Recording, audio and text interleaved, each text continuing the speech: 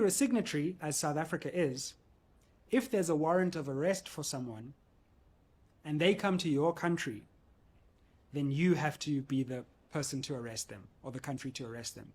So when Putin comes to South Africa, we are under a legal obligation, because we have signed up to this International Criminal Court regime, to arrest him.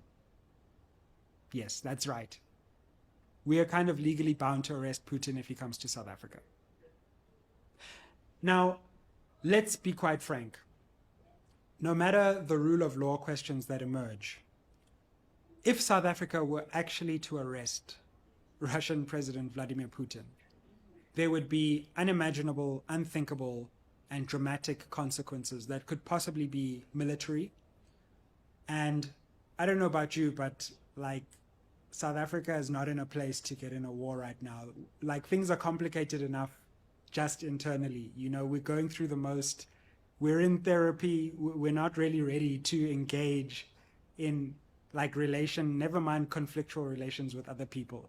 You know, I saw a hilarious video the other day when it was like, I lost respect for Russia because why would you want weapons from South Africa? Like, that's just, you'll see that the weapon is not, I saw it on Insta, I don't know who it was, and apologies for not attributing, but the person was like, hey, you'll find there's not a screw in that weapon when it gets there to the other side, and then, hey, things will be real. So Russia, just leave us alone. But anyway, so imagine the consequences of us even trying to arrest Vladimir Putin.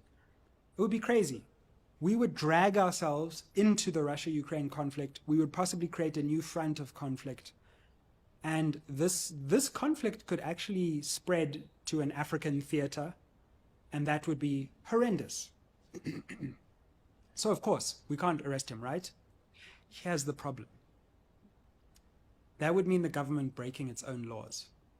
Because we had a similar situation with someone who was an African president. He was the president of Sudan, Omar al-Bashir. He came to South Africa. There was an arrest warrant for him. We did nothing. We let him abscond under the cover of darkness. And South Africa's courts scolded the South African government and said what you did was illegal. So it's not a good look for a government which is supposed to implement laws and which will arrest you if you break the law, and should arrest you if you break the law. It's not a good look for the government to turn around and say, well, the law doesn't really apply to us. Like, we don't really take these laws that seriously. Like, we can just